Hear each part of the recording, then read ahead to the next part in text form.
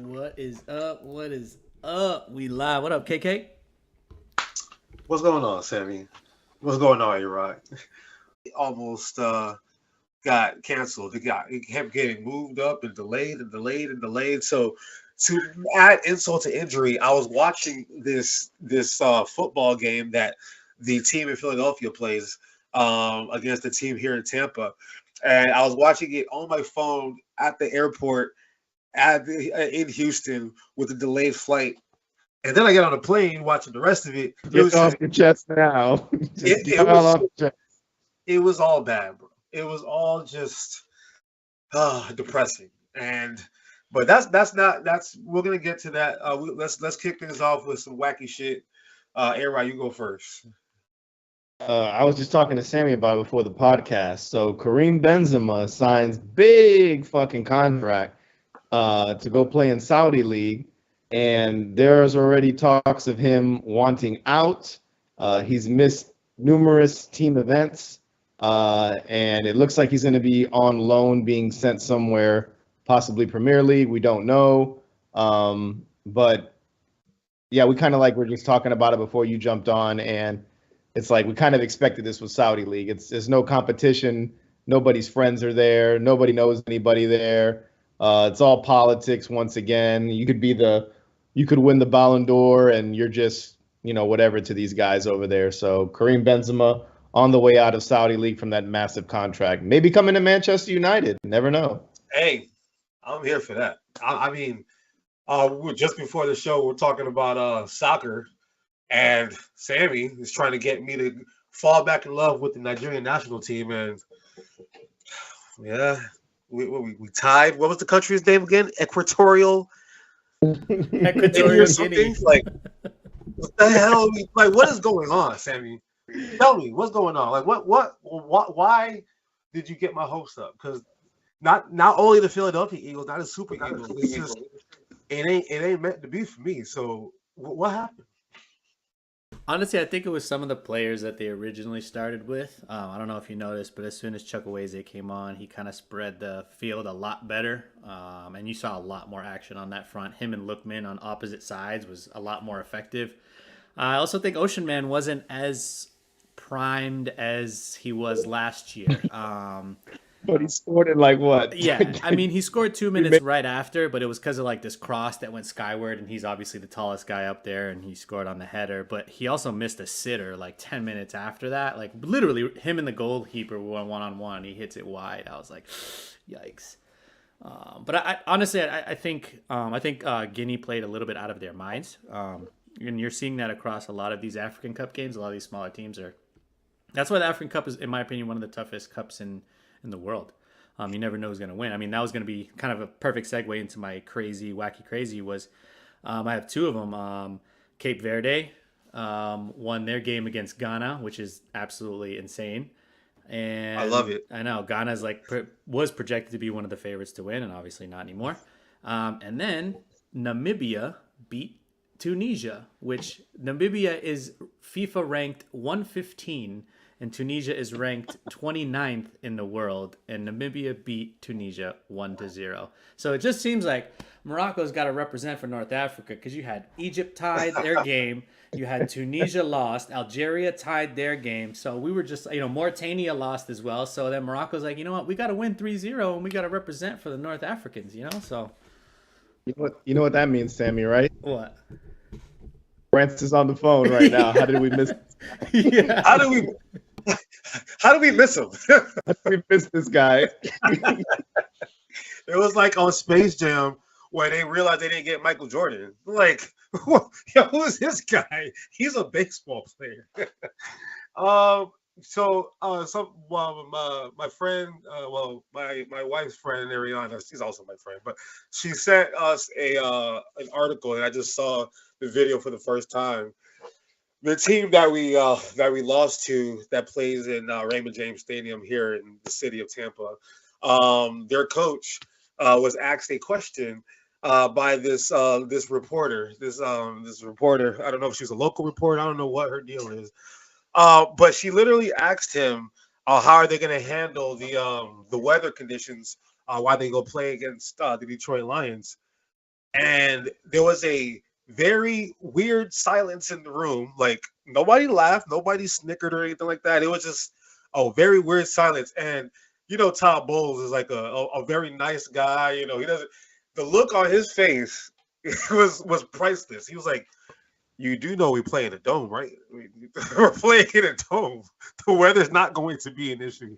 And you know what? And it's just do your job, y'all. Do your research before you be asking these. That's why. Why do you think Greg Popovich and Bill Belichick and all these people hate being asked all these dumbass questions? Why do you think so? Because what the hell? What the hell is this? So maybe it was a Make-A-Wish Foundation person speaking up there. nah, she had her notepad, her microphone. She probably dressed to the nines and then she blew it. So I don't think she's going to be sent to be doing any more of those press conferences anymore. She said, "Yeah, Todd, I know I have cancer. Just answer the damn question already now, please." That's like the definition, though. That's like the definition of you literally had one job. Seriously, Hey, have one job. KK. All I can say, KK, is Ruth would never.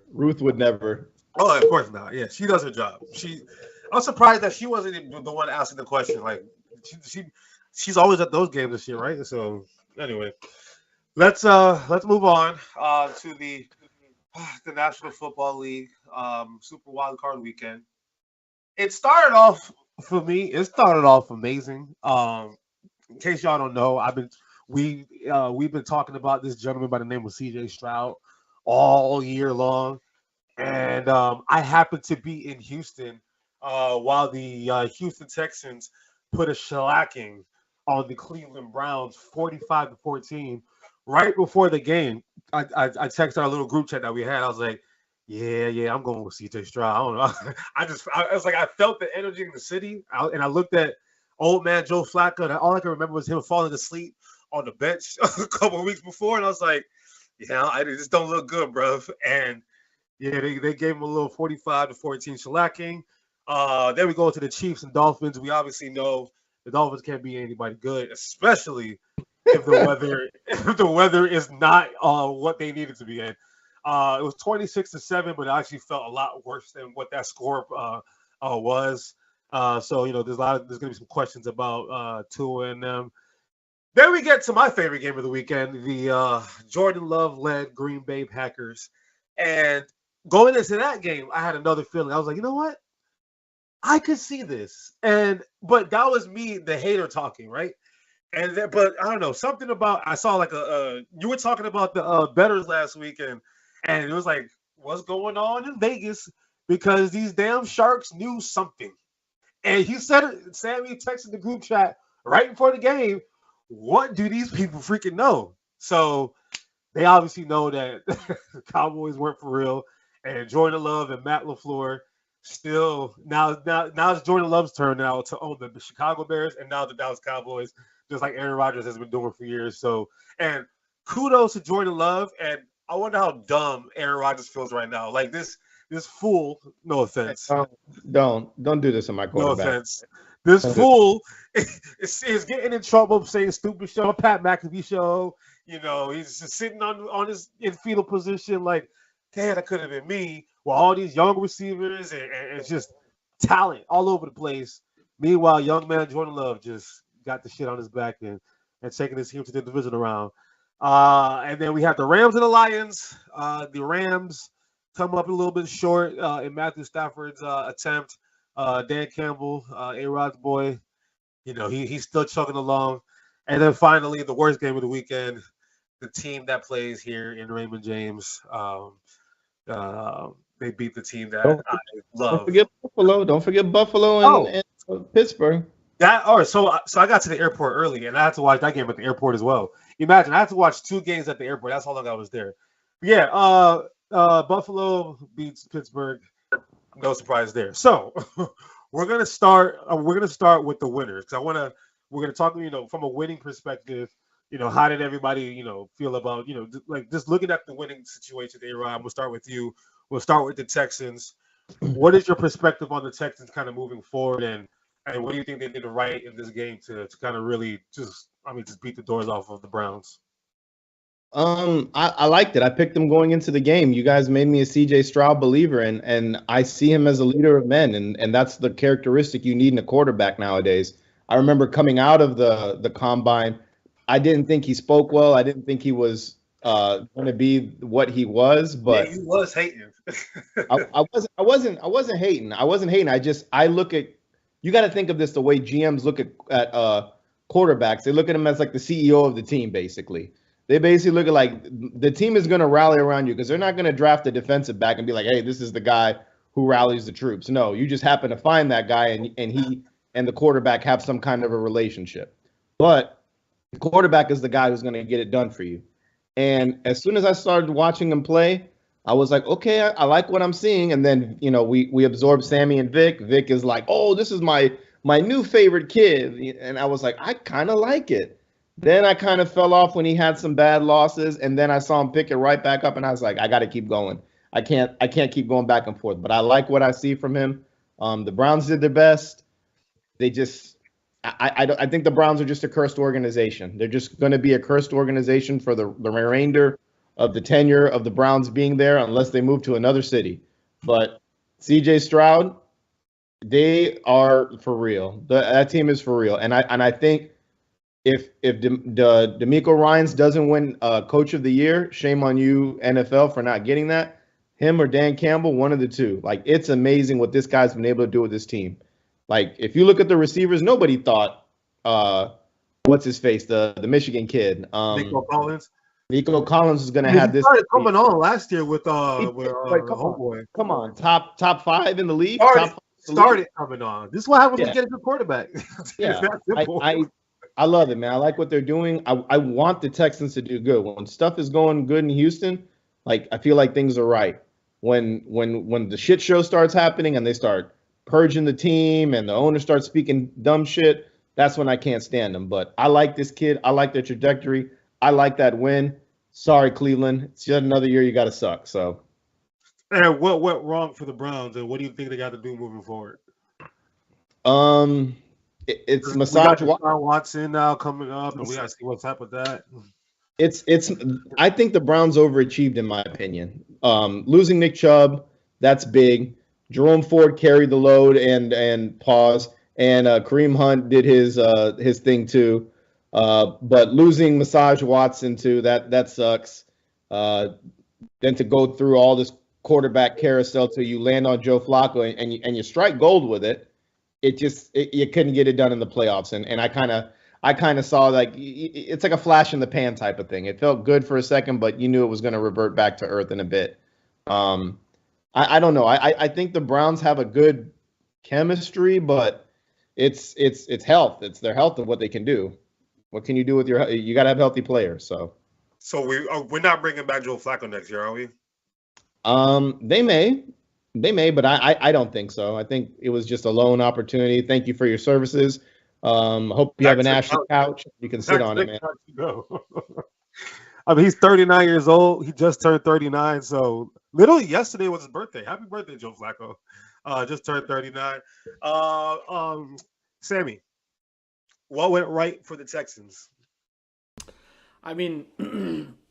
A-Rod said it perfectly. The only thing that I can add to that is another thing that he mentioned last week when we were doing our predictions for the game was he also gave a huge shout out to Will Anderson on the other side of the ball, right? We talk a lot about CJ Stroud, but A-Rod mentioned it perfectly. He's like, that boy's got to have a good game for them to win, and he did have a good game towards the end there to close it out, and that's what you want from your defensive anchor. You know what I mean? Shut those plays down at the end of games to make sure that you solidify that win and don't let them come back. So.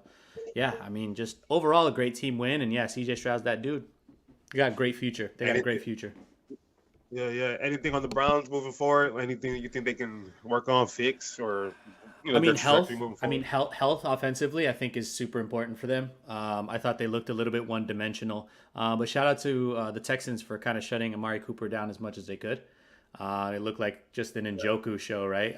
But yo, big shout out to Njoku too. He had a game, boy. He Yeah, tried we've everything. Yeah. been wait. We've been waiting. We've been waiting for an Njoku sighting. Like we've been told this guy's the next big thing. And this year, what is the one thing I always preach to you, KK, about rookie quarterbacks or old ass quarterbacks? Get them a good tight end as a security blanket every time. And a that's running back that can catch. yeah, exactly. And a No, white boy that but can catch. yeah, and real talk. When you think about it, thinking about the future of the Cleveland Browns, they have David Njoku, so that's something for them to be happy about. And typically the defense plays a lot better than what they played this weekend. But like we said, he just tried as that boy. So big ups to Houston. Now let's move on to the Chiefs and Dolphins game. The Chiefs, going into the playoffs every year, you kind of just realize. I mean, kind of just understand that. Look, they're a veteran team now. Like Patrick Mahomes is not a rookie. He's not a kid. He's been doing this shit for a long time, and he's got them back. He's got them back against the Bills once again. It feels like it's like an annual Chiefs versus Bills situation. So they get the dub, 23 of 41, 262 yards and a touchdown. Pacheco gave him 24 carries for 89 yards and a touchdown. He runs so angry. And then Rashee Rice, what did I say last week? I said they need to just realize that he's number one. I said it too. They just need to realize that he's the guy and stop trying to feed all these other people. Here's how bad it is. Valdez Scantling on Prize Picks, his over under was at 8.5. 8.5. And he didn't hit. He didn't even hit that. I'm like, it's that bad. It's that bad when you're a deep threat receiver and you only got 8 yards in the game anyway. And then we look at the Miami Dolphins. Once again, they prove they can't beat a good team. So I'll start with you, Sammy, on this one. What went right for the Chiefs? I think defensively, I think you got to give them a lot of credit. I think they got a little bit lucky. I still think the Chiefs are kind of frauds, or a little bit of a fraudulent team. But just because if you look at the other side, in what way did they get lucky? I think you look at the other side of the ball. I think the Dolphins were coming in super banged up. I mean, did you see that injury list? Like when they showed that injury list in the beginning of the game, I was like, oh, yikes, dude. That's 8 players. 8 players that are like probably your solid players. I think the other thing that you got to look at is like, I really want to know like how successful the Dolphins are when Tua throws more than like 35 times, because he was borderline getting to a 40. And I think they're more of a balanced team when they're very successful. Like, I don't think he's supposed to be like a very dense thrower. I think he's just supposed to make big play throws, right? Not as much like 35 times. I think you probably want to keep him around 25 to maybe 30 if you need to, and then rely on your running game. But they had like absolutely no semblance of a running game, and that kind of sucked. Yeah. Looking at Tyreek, 5 catches, 62 yards. I mean, like Jalen Waddle only had 2 catches, 31 yards. So yeah, I mean that's rough. The Chiefs kept it all in front of them. Yeah. Oh yeah, L'Jarius Sneed, by the way, he's a dog, bro. He's a dog. McDuffie too, man. Yeah. McDuffie too. They drafted right. It's what I've been preaching, man. The Dolphins are pretenders. They're the pretending team. Like they hype them up to be this because we got a 70-point game out of them. We got a 70-point game out of them, and everyone was riding that Dolphin dick the whole time. Pause. So they were just all over that shit. They were all on it, and it's like I don't see it. I don't see them beat good teams. They beat the dog shit out of bad teams, and we crown them as this great offense. I'm not taking away from the talent on that team. There's so much talent on that team, but I don't feel like they've unlocked the talent. I feel like there's more individualism on that team than there is team play, the way that I see it, outside of a few players. But that's just my perception. Like we've been praising Xavier Howard for so long for being such a great DB, but I never hear his name on the TV. I always hear Jalen Ramsey or Bradley Chubb. And Xavier Howard barely fucking plays. You know what I mean? He's hurt all the time. Even when he does, like I never hear like, oh, we got Xavier Howard back. But Jalen Ramsey, he braided his hair today. Oh, he's got gold shoes on today. Oh, he just, tipped the ball. He's gonna make a big effort. Like, I don't know. The Dolphins, it's the element. The element there, they weren't gonna do it in that brick weather. I'm sorry. Tua, it wasn't gonna happen. Yeah, brick. So I saw it and give Rashee Rice his flowers, man. Like that's another guy that I'm thinking offensive rookie of the year too. Him, Puka, CJ Stroud have had an amazing year. And finally, KC figured it out. This kid is fucking good. Let's throw him the ball. And he showed up, did his thing, and I'm proud of him for that. But I think with football and all sports, when you start getting hot, you start getting hot. And I'm thinking this is Kansas City's time to start getting hot and make some noise in the playoffs. Yeah, But I got no room. I got nothing for those dudes. looking at, I was looking at Xavier Howard. His problem is just honestly because he's a good football player, but health. Like he played 13 games this year. I mean, actually, well, he played 13 games. So I don't know. His name one time this year. I haven't heard his name one time. You know why? Because he only had one pick. He had one pick this year and one pick last year. Sheesh. Sammy, I saw you kind of making like a little bit of a gesture when he was talking shit about the Dolphins. So, do you have like a little rebuttal to what he said? No, I'm always more looking at the perspective of the talent. Like I think they have unlocked the talent. I just don't think they have consistent talent. Like I think they have a lot of guys that are super athletic, not a lot of guys that can stay healthy. And I think you saw that in long term, right? Like they're stomping on, the foam noodle teams, but then when it comes to play the big dogs, they don't have anybody to play because everybody's just been injured because they're playing for 40 minutes against a shit team. You don't have to do that. You don't have to unlock everything. But I mean, you got to give them a lot of credit, though, right? I mean, this is a young team, number one. I mean, we probably were all rooting for Tyreek Hill to get that record, right? I mean, I think we wanted to see it. No, but I mean, you didn't want to see it. You didn't want to see it. I wanted to see it. I'm a hater. I wanted to see it. I'm a hater. I wanted to see it. I'm a hater, but all right. I like Tyreek Hill, but there's just something with him. Like one time he's like beating his baby mama, and then he's like getting married to that baby mama, and then his house burns down. Like there's not a good sequence of events that's going on here with this guy. Yeah, I like him though. Doesn't he have didn't he have like 6 kids last year with like different women? I don't know, man. I'm getting busy. Like Antonio the funny part Cromartie about all over again. Right. But the funny part about it is like they disclosed that a week after he got married. Like, yeah, it's kind of messed up. Yeah, it's kind of messed. You see how they do it. That's what happens when you live in Miami. Like you can't get this in Kansas City. I'll tell you that. That's why I won't live in Miami already. And two, mine and Sammy's favorite saying: play stupid games, finish it, win stupid prizes. There we go. Preach. All right. And real quick, just looking at these teams. The Eagles beat the Dolphins this year. The Eagles beat the Chiefs this year. We beat the Rams this year. We beat the Cowboys one time. We beat the Bills.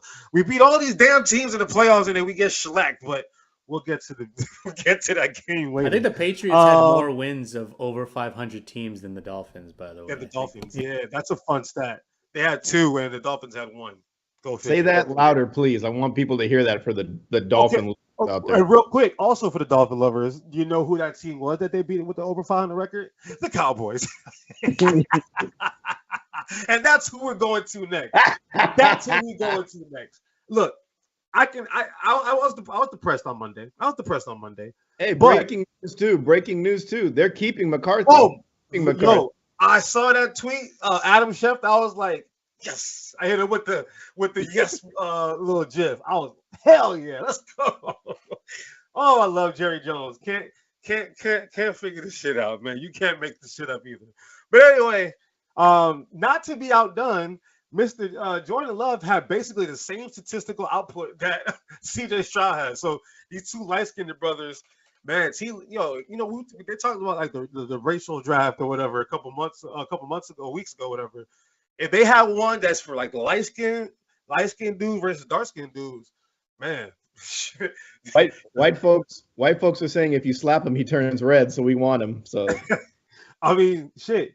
Jordan Love, CJ Stroud, and Patrick Mahomes, they can stand up to anybody. But Jalen Hurts, not anymore. I mean, he made me look. Anyway, chill out with that. Jordan Love, they beat the dog shit out of the Cowboys, 48-32. The score actually was not that close, y'all. But the king of empty calories, Dak Prescott, because this is the shooting they do every fucking year. And excuse my French, because I'm trying to cut back on that, but damn. It's like every time they lose him by 35 points, they always have him throwing 100 more yards, and his stats look great at the end of the year. Oh, he had 4,800 yards and 44 touchdowns.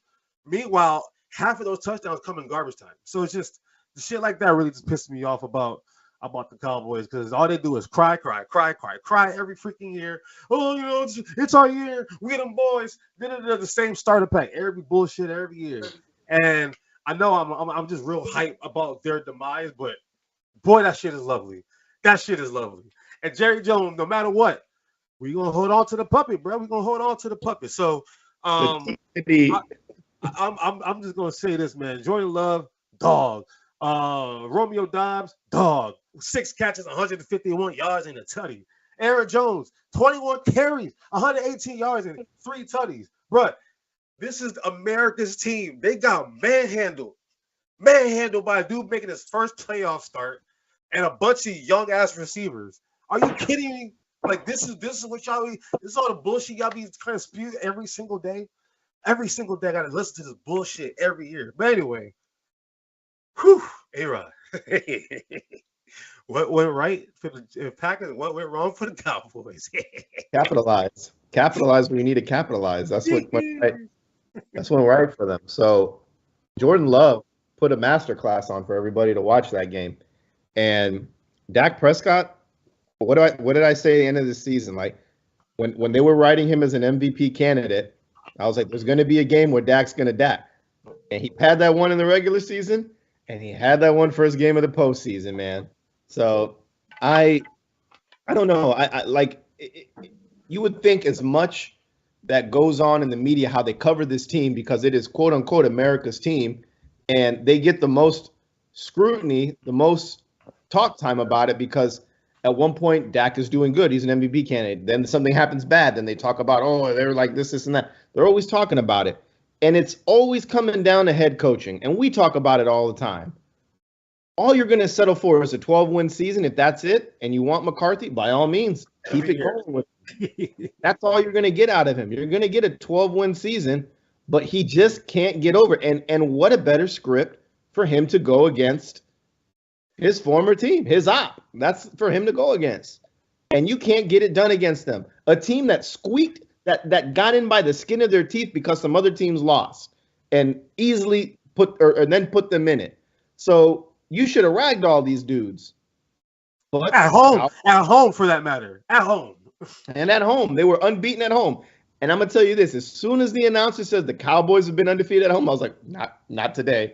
Not today. I knew it. So, yeah, the Cowboys, it's same thing every year, bro. It's the same thing. And it'll be the same thing next year. And just get ready for it. That's all I can say. I can't wait. Sammy.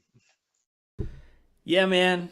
I know a lot of people made a lot of money. I know there's a lot of money being made, especially if you watch this podcast. We were all hammering it. We weren't just being haters. I was giving you the stats. I was giving you all of the, the lines, the bets, and all of everything that the rich people know.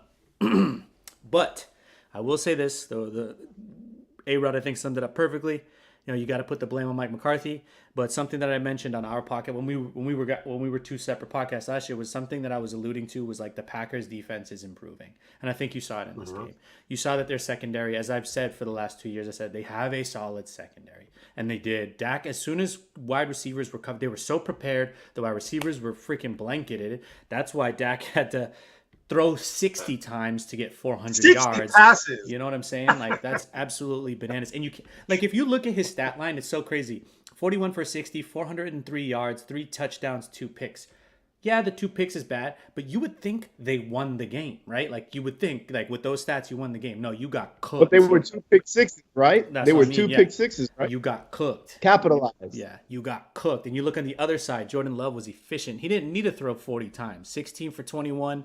272 yards, 3 touchdowns, and then obviously you got your boy Aaron Jones, like you said, who's a dog with 3 touchdowns and 118 yards. So, I mean, those guys look way more well-prepared to play this game, and they were they were a nightmare matchup for the Dallas Cowboys. Not to mention that, come on, we all knew Mike McCarthy was going to shit his fucking pants, bro. Like, I didn't know it was gonna be this early. I was like, all right, well, no, probably squeak this one out. I'll take then my go, flowers. Yes, lose. my Mac Jones pick was bad, but I'll take my flowers on this one. Oh, also, I won a golf bet with Jack. Jack bet me. He's like, "Oh, no way the Cowboys lose." I was like, "Bet, put it on it." And he was like, "All right." And then he texted me. He texted me at halftime. He's like, "Damn, where are we going golfing?" And I was like, "Damn, it's only halftime, bro." Oh man, you want to talk about halftime? I was in Houston, like I mentioned over the weekend, and that was like our Sunday fun day, drinking day. I was out all day, just getting. I mean, I was getting twizzy. You know what I'm saying? And at that point, the Sunday brunch in Houston is different. Like all it is like 7th and Grove everywhere you go. I was like, I was blasted, bro. I was, and by the time that score was 27-0. That's when my memory starts to slip because I don't remember much after that. Oh, bro, I was on cloud 17, man. I was so happy. Get good. It's weird because, and I know maybe I am a hater. I already know that by nature I will hate because I actually get more pleasure from the Cowboys losing, than the Eagles winning. But I give you credit every week when you throw the Cowboys up on our matchups. You always let us go first because you don't want to sound like the hater. So I give you props for that. Right, man. I just know I've been watching the same shit since I've been watching football with this team. I ain't see all that Deion Sanders and Michael Irvin shit. Stephen A. said it best today. The last time the Cowboys won a fucking Super Bowl or anything, Google was not even around. That's wild. And Bill Clinton was the president of the United States. Okay, that's how far it's been. Jeez Louise, Papa Cheese, man, that's wild. I mean, golly. Donald Trump was on Home Alone too. last time they won their Super Bowl. Boy, that is crazy, man. That's I love it. And kind of moving forward, I really wonder what they're gonna do in the offseason. Like they never do. Every time you think they might make a splash, oh, they might go get DeAndre Hopkins. Oh, they might go get XYZ, 1, 2, 3. They end up with, Brandon Cooks, who starts off having a couple good games, and then where did he go? Only crazy too. Like I think getting rid of Zeke was a bad omen for them. Oh, it was. Tony Pollard didn't do shit. Tony Pollard couldn't do shit. And that's why I thought they would get another running back because Tony Pollard is not a 3-down back. Like I don't know what they thought. Zeke is the one that takes all the punishment and then lets Tony Pollard go get lit. I don't know about you guys, but did you guys start to see Zeke gain power towards the end of the year as the Cowboys started to slip? Like that was won me, and he won me a fantasy chip with Zeke picking up 3 games left in the season. So I love players that take that shit personally. Like he's like, oh, okay, this is what y'all want. Bet. I'm pretty sure him and he was on his couch, even though his team didn't do so well. He felt good. And then the opposite, Aaron Rodgers watching the Packers is like, you got to be fucking kidding me. So, all right, let's move on. I love it. Man, that game, man, I love it. But let's move on. Next, we have let's go to the AFC now. Let's look at the Buffalo Bills and the Pittsburgh Steelers. No crazy storyline there except for the game got moved to Monday because it was cold as shit. And watching the Buffalo Bills, every time they scored, all these crazy ass Buffalo fans. Huh? We didn't talk about Detroit. I said I would get to the AFC, then I'll get back to the NFC. Okay. All right. I'm not gonna forget about your boy Dan Campbell. It's okay. I know you want to talk about D-Town. Anyway, but yeah, every time Buffalo scores, they're throwing snow in the air. You see people wearing no shirt in the stand. I don't understand people, but I don't know what the hell is wrong with y'all. But Buffalo, they I wouldn't say they escaped, because they still put up good amount of points and everything. But it's like it's just like what we've been seeing with Buffalo. It's like we know that they can be so dominant, and at the same time they can just be so. Like, I don't know, it's just weird. Because, like, to me, this shit has just put the Pittsburgh Steelers away. And, Mike Tomlin is a great coach. And, they have a resilient bunch. But we'll be seeing another classic, hopefully, between Patrick Mahomes and Josh Allen. A-Rod, what's your biggest takeaway from the Bills? And what do the Steelers need to do next year? Because, we have this whole thing, he never had a losing season, which is fantastic. But it's like, it feels like we've stalled in Pittsburgh. So I kind of want to get your perspective on that. I think with Buffalo, it should have been an easy win for them. They're in their element. I know it's cold as shit in Pittsburgh too, but like I feel like when you mix the cold with the fan base and the energy that's there, like I feel like that's their perfect element to win a game is something like that. Um, and it was Josh Allen's game to lose, to be honest with you. There were some plays that I was watching. I was like, oh yeah, like if this game is close, he's gonna find a way to fuck it up. He's gonna find a way. But then I thought I was like, it's the Pittsburgh Steelers. And as soon as I started thinking that, he got that 52-yard run, and I was like, yeah, What a this run. Boy, yeah. what a run. I will give him his credit there, but he's still not out of my doghouse. And for Pittsburgh, I think it's just a few roster tweaks. I think is what it is. They got to find out what they're going to do with the quarterback position because that's the biggest problem. Kenny Pickett, is he him or is he not? Does he need more time to develop? Did we throw him to the wolves too quick? Maybe they get on a quicker pace to kind of like the Zach Wilson case where they bench him and say, hey, we're going to get a veteran quarterback in here. He's going to take the job. You're going to learn from him, and then we'll spoon feed you back into it. That shit is never going to work. Yeah, we literally watched it. It's impossible. You never know. You never know. But Mason Rudolph, for a guy that has sat around, like he looked efficient. It is Mason Rudolph. It's not a scary name. It doesn't do anything for me, but like he has looked efficient for that team. Better than Trubisky has looked and better than Kenny Pickett has looked. So I bet you they're kicking themselves in the ass saying, like, why did we go get Trubisky when this guy's playing this good? So do you remember a quarterback by the name of Charlie Batch? Yeah, exactly. That's what Pittsburgh does. They're going to have a guy on retainer no matter what, just waiting. And they're real professional about it. So I got to give them credit. You know what I mean? Like Ben Roethlisberger, I remember when he got drafted, he was like, yeah, I ain't gonna help that kid. I was like, damn. That's kind of grimy, but okay. And he's still on the team. You know, he you don't see him crying on the sideline.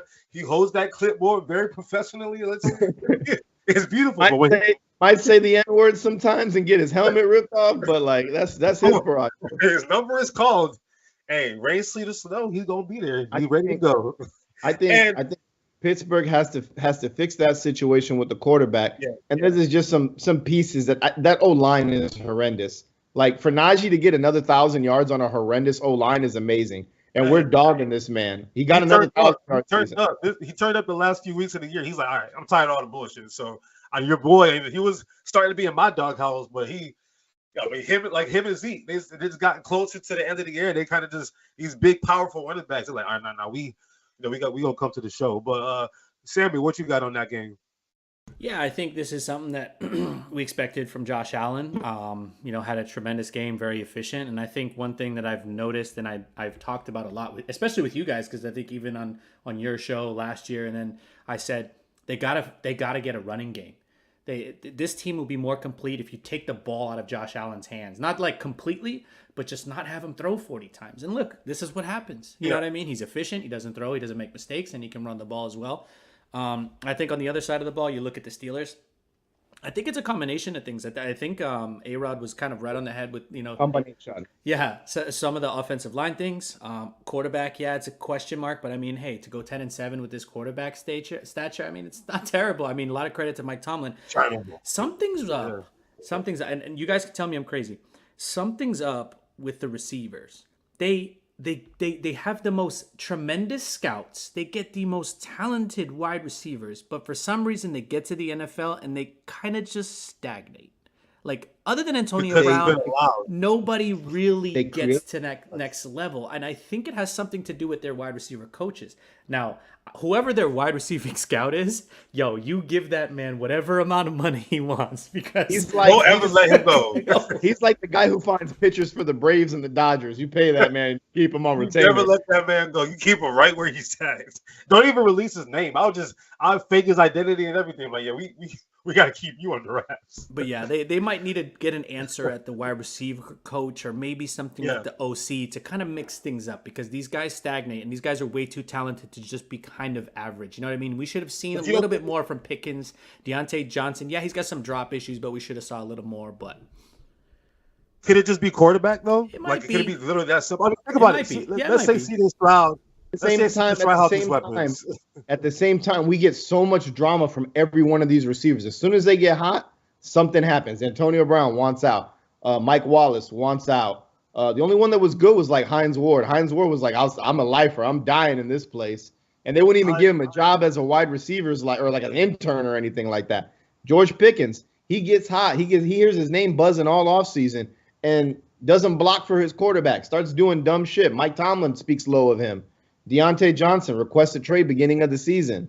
Like they create great wide receivers, but they get so much ego, like a ego ahead with them as well, that they want out. So you know what the problem is? Pittsburgh what is Pittsburgh built on? Steel City, blue collar, get your hands dirty, get all grimy. You know what I mean? They're drafting divas to go play in freaking Pittsburgh. Never going to work. It doesn't fit the identity. And football players they need to take the identity of the city that they're playing in. It's just how it works. Like, it's just, that's what gets the fans to be even more bought into you. And when you're a diva, think about it. Chase Claypool was a diva. Antonio Brown was a diva. George Pickens is a diva. Deontay Johnson is a diva. Like, Martavius Bryant, I don't know what the hell is going on with him, but like, they have all these talented receivers, but they just don't fit. And then you talked about Hines Ward. Hines Ward, if you looked up in the dictionary of Pittsburgh Steelers wide receiver, that's exactly who it is. Dude was like 5'9", and I mean he was blocking defensive tackles, like whatever he needed to do to make his, Jerome Bettis. You got Jerome Bettis to bust, just hard yards everywhere, and then you get a guy like Le'Veon Bell, diva. You know what I mean? So it's like, Najee Harris is to me would fit more of that, the hard yards type of thing. So they need to remember where they play and stop drafting players that just don't fit the city of Pittsburgh. Because at the end of the day, when you play in the AFC North, you have to play the Ravens, the Browns, and the Bengals. So you got to get dirty. You know what I mean? It's going to get cold. You're going to have to block. And, just plain and simple. Before we move on to, like, just real quick, you got to give a lot of what's going on in the AFC North, man. Mad respect to all those teams. You know what I'm saying? Like, God, what a battle, dude. What a battle. Yo, remember that day that we did pick'ems, and I picked all AFC North teams, and A-Rod was like, "You're all on the AFC North." I'm like, "Yeah, I'm all in on the AFC North." Like, there's something about that's always been a division that I've always like loved to pay attention to, because all my life there's always been a player on one of those teams that I like to closely follow. It was Chad Johnson for the longest time. It was Pittsburgh in general. It's just a cool team to follow. Now Cincinnati got Joe Burrow again, and then Cleveland is always like a fun little train ride. So it's always a fun. And then Baltimore, it's just Baltimore. I love Lamar Jackson, love Ray Lewis and Reed. So I've always paid attention to that division, and there's something about just that work ethic that you need to have to play in a division like that. So the only way Pittsburgh is ever going to like get back to what they were. I mean, think about it. Even when Ben Roethlisberger was winning a couple of those Super Bowls, it wasn't like he was throwing the ball 50 times. Like, he was running the ball, a little play action down the field. He was running for hard yards like we see Josh Allen does. Like, that's what they need, that tough, gritty type of player. So I don't want to spend too much time on the Steelers, but I think, if they're going to get a quarterback out of this draft, I mean, they better not fire Mike Tomlin. They ain't gonna fire Mike Tomlin. But out of this draft, Michael Penix. You think? Yeah, I can see that. That's all they need, man. That's all they need, man. Because after I saw him get a limp off the field in Michigan, I gained a lot of respect for him. So, I can see that. I like it. That's a good one. All right, moving on to A-Rod's team, the Detroit Lions. Close game, bro. That was a fun little fun game. Sunday night football game, because all the rest of the games over the weekend were all blowouts. So it was like, damn. But we finally got a pretty good one there with Matthew Stafford coming back home. He seems to have a little animosity with the Detroit fans. I don't know what's wrong with him, but hey, he had a good game, 367 yards, 2 touchdowns. And as great as the game C.J. Stroud had, being a rookie player, he's obviously up for Rookie of the Year. His opponent for Rookie of the Year, Puka Nacua, whatever doubt that anybody had on this dude, maybe it was a flash in the pan or something, you can put that shit to bed, bro. That dude is a 4th round pick. Like, we're talking about the Pittsburgh guy who's picking receivers. Yo, they found Cooper Kupp and Puka Nacua out of Eastern Washington and wherever Puka went. Like that BYU. that is impressive. So I'll start with you, A-Rod. Obviously, it's your boy Dan Campbell. They were able to get the dub. Yeah, I mean, just your thoughts. There's something you got to pay attention to Dan Campbell. When his face gets as red as a baboon's ass, you know that team is gonna go to the fucking trenches for that man.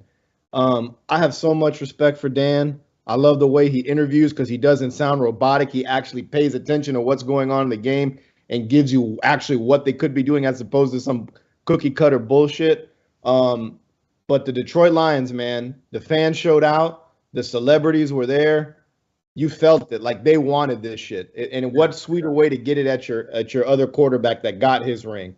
If we can get over that hump and not have to deal with Matthew Stafford left to win and then beat us, like that's perfect. That is perfect for them. But they played great. Jared Goff played great, and Dan Campbell said it best at the end. You're fucking fine for Detroit. You're fucking fine for Detroit. Yeah, I like that. I love that shit. Yeah. You know, that's the kind of guy you want to play for. I feel like that's the head coach, a player, a guy who's all about his team, a guy who knows it's hard to cut players and doesn't want to do it, but he knows what's right for the team. Guy who knows how to evaluate this roster. Even when we got rid of Jamal Williams, his legitimate son, and David Montgomery and Jahmyr Gibbs go in there and fucking turn up. He knows. He said Montgomery was going to work, and I was like, I just didn't see it. And shit, jokes on me, brother. This team is like now that the Cowboys are out, I think they can get to the NFC Championship for sure. I think they can even push to the Super Bowl, knowing that the Cowboys are out. So what sweet vindication and sweet poetic justice for the Cowboys cheating ass a couple weeks ago. Oh, I didn't see him check in. Only for the Cowboys to get their ass beat, and now the Lions get a second home game, which they would have been denied had the Cowboys not cheated and then lost and bullshit. So poetic justice, I loved it. Now, real quick, with the Rams moving forward, they had a very impressive year. I don't think anybody expected this type of season from this. You know, we thought it would be kind of rebuilding. Now Sean McVay. Any doubts that we might have about him? Like maybe he's not bought in anymore. No. Nah, he's a good coach. So I mean, they drafted well. They had two rookies that were leading the league and for rookie statistics, leading the league in sacks. I saw that. I had no idea. I'm like, damn, this guy knows what he's doing. And getting Puka Nacua, developing Tutu Atwell. I know he was a 3. He kind of like went down the rankings to a 4 when Robinson kind of went on the tear. The last like 5 weeks of the season, had a touchdown.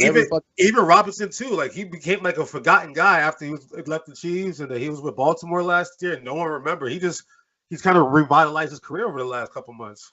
I think Sean McVay knows how to develop talent around him. And if you look at how much that roster has been purged, Akers, we want to get rid of him. Then we're sorry, we want to bring you back. Then we ship you out. Kyron Williams, man, give that man some credit too. That dude was a monstrous year.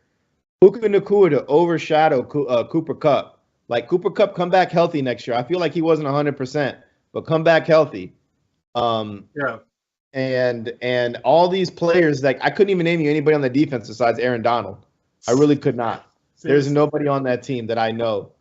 They held their own. They did what they needed to do. So he's a developer of talent.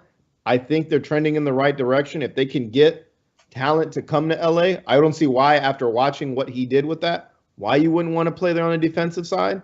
But it's all in Aaron Donald's court now. Like, does he have anything else he has to play for? Does he want to retire? Yeah, I mean, I feel like Aaron Donald came back another year so he could try to get, just one last crack at another Super Bowl. Same thing like with Jason Kelsey. And I feel like you get to that point in which I got to do this all over again just to get back to this point and hope that I make it back to February? It's such a daunting task when you reach a certain age and you're taking that much punishment. But let me get your perspective, Sammy, about the Lions kind of moving forward and the Rams as well.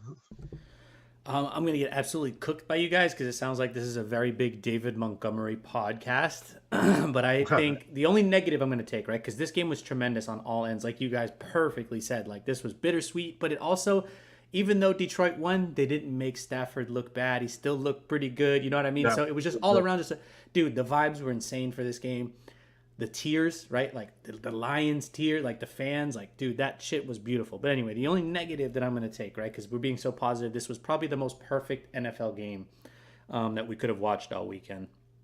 Their lack of ability to get Jahmyr Gibbs involved. And I think it's because of kind of what A-Rod's talking about, where Dan Campbell just has this devotion to David Montgomery because of either a promise he made or something.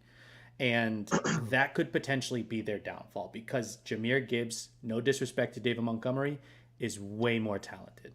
It's just plain, it's just facts. And that guy is a difference maker. Stats wise, he didn't get the ball. If you look at it, he didn't get the ball. You don't go out of your way in the first round to draft a rookie running back unless you know something. And going into the draft, I was under the mindset if the Eagles couldn't get Bijan Robinson, I was like, I'll take Jahmyr Gibbs as a backup. Those are the only two running backs I was paying attention to. So it's there's obviously something there. I gave Arthur Smith book crap all year about how he handled Bijan Robinson as well. So maybe it's what do you call it, analytics shit, maybe with rookies. I don't know what they're trying to show or prove, but I think in this case it's a blind loyalty. And I respect Dan Campbell for it. And I'm not saying David Montgomery is bad by any means, right? But you got to get Jahmyr Gibbs a little bit more involved. I mean, the 14-8, I know part of it might have been game script, but even early on in the game, I just didn't see him getting involved as much as I probably would have liked. But I don't know. Like that's me nitpicking, right? I mean, this game overall was great on both ends, and I think A-Rod alluded to perfectly. Just a couple tweaks on the Rams side, and then also I think it's just offensive line because I think Aiden Hutchinson had like a 40% pressure rate. So you if you're game planning against the only guy that you should be, that means you just don't have the talent to block him. So maybe that's the only thing the Rams can do. So the next thing we're going to talk about is Baker Mayfield, and before that game. Baker Mayfield was just doing all these smelling salts or whatever, to get him all hype. And I think Hutchinson legit does like lines of coke before the game because the way he attacks that offensive line, it is literally like I watched it at Michigan and I was like, I wonder if this is gonna hold up in the NFL, bro. It got even crazier. Like the dude is on another level of energy. So big ups to whatever he's doing before the game. I hope he doesn't get drug tested and gets caught, but the energy that he plays with is phenomenal. And and also just really quick, Stafford and Goff. Would you consider that trade even at this point? I told y'all that. Got his ring. I told y'all Stafford that. got his ring. I told y'all Jerrod that. Goff got a roster. I don't know. So, A-Rod, you think that's a fair trade? I thought it was a fair trade from the get-go. Okay. I think the Rams needed to accomplish what they needed. And Detroit needed to get youthful, and we got a guy that shows he has the tools. I just think you poo-poo on Jared Goff too much. I think you think that he's not it, but Jared Goff, he's not like top tier, but he has good chemistry. He has good chemistry, he's like Kirk Cousins. He's basically Kirk Cousins. That's how I see him, and I have no issue with Jared Goff. Everybody can't be. Listen. There's one thing I want to allude to. I'm sure we're going to discuss it, but all those teams that passed on Lamar Jackson, everybody can't beat him. And look at Lamar Jackson now, probably going to another MVP. And when they were doubting his work ethic, doubting the type of player he would be, you can't get that. But if you find it in somebody, you stick with it. You don't give up with it. And if it progresses, you go with it. And Jared Goff has continuously done that. And I'll say it like Went to the Super Bowl already. I'll say it like this. If you look at it just strictly talent-wise, it's equal, right? Just kind of their trajectory, stats-wise, and everything. Like I said on like many years ago when it first happened, I said it's even. But at the end of the day, Matthew Stafford got the ring. The Rams got the ring. They said, fuck them picks. And then they ended up drafting accordingly. And they drafted smart accordingly. Not many teams can say that. Not many teams will make this trade, win a Super Bowl, and then be okay after that. The Rams are. So a lot of credit. Both teams got what they needed.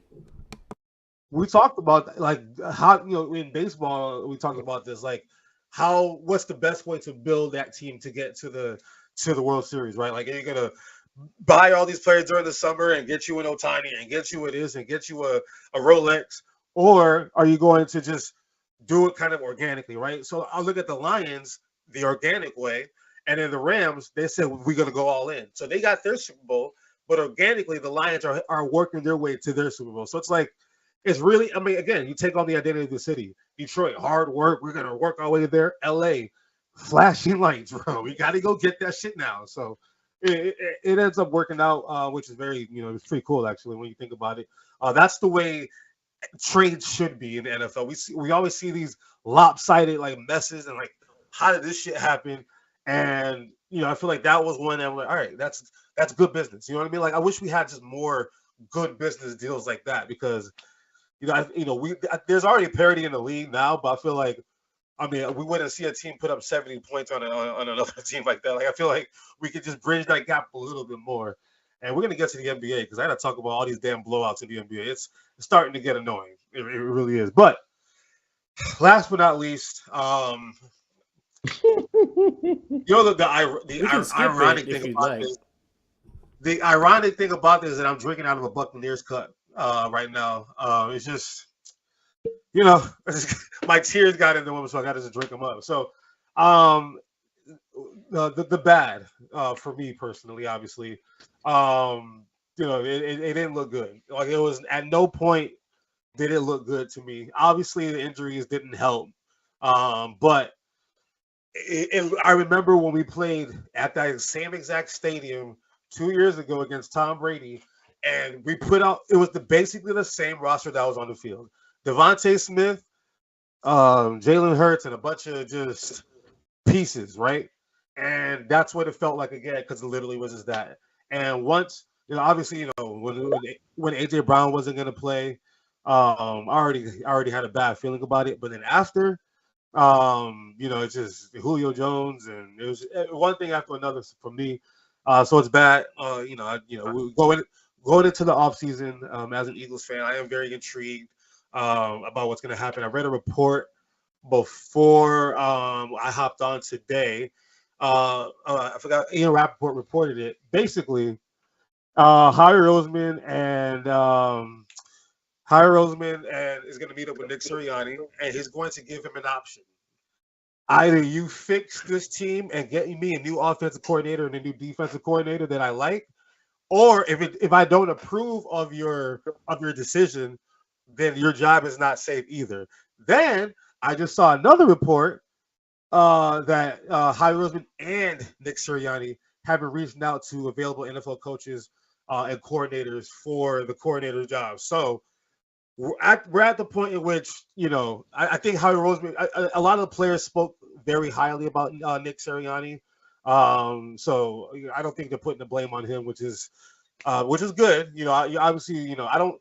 It's not that I don't want to just get rid of him because I want to get rid of him. I just want us to have a unified locker room. That's all I really care about. And if they're all in on him, then I got to be in on him. If Howie Roseman is in on him, then I got to be in on him as well. And then, but yeah, the coordinators that we put out there this year, we saw it all year. Sami tried to tell me, I just wasn't listening.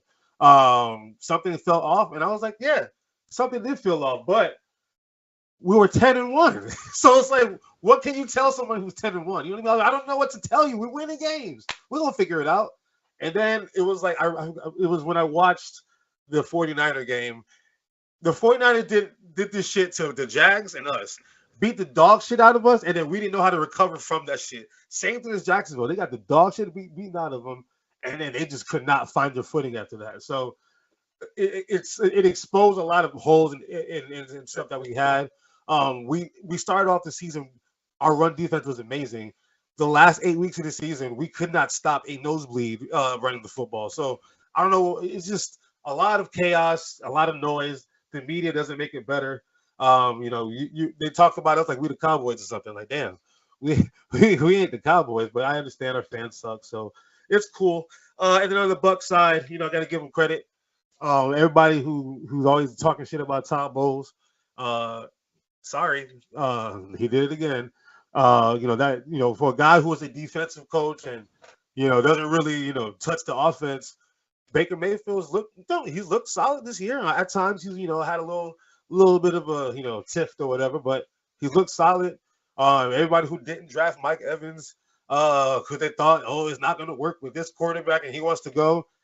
The dude is consistent, man. He's one of the most consistent players I've seen in a long time. And then defensively, they drafted right. That Diaby kid is good. The other kid that they committed to Aaron Donald on the line is good. I mean, they do a really. And then Antoine Winfield, he was crying about the Pro Bowl. I don't know why people cry about the Pro Bowl. It's not real. All Pro is what you get paid on, not the Pro Bowl. But anyway, he's a first team All Pro, and rightfully so. And I know A-Rod gives the secondary shit all the time. So I'll pass the floor. Outside of him. I'll pass the floor to you, A-Rod. Go ahead and talk about the Bucs first, and then you can shit on the Eagles after. I'm not shitting on that. I think the Eagles just had a bad matchup, man. I think with Jalen. Shit on the Eagles. Go ahead. Yeah. With Jalen Hurts in the hand issue, I mean, he didn't look 100% out there. Not having AJ Brown, that hampers you as well too. What made it worse is that Nick Sirianni played them last week, and we did not have to play them last week. That's what made me more mad because they got hurt because they were in that game. But I mean, I was going to allude to that too, and I agree with you on that. But the problem was the tackling. Like it was like watching children try to tackle. It was like day one. It was like watching plumbers going out. Like the Eagles had plumbers out there basically trying to tackle people instead of NFL ready players to go out there.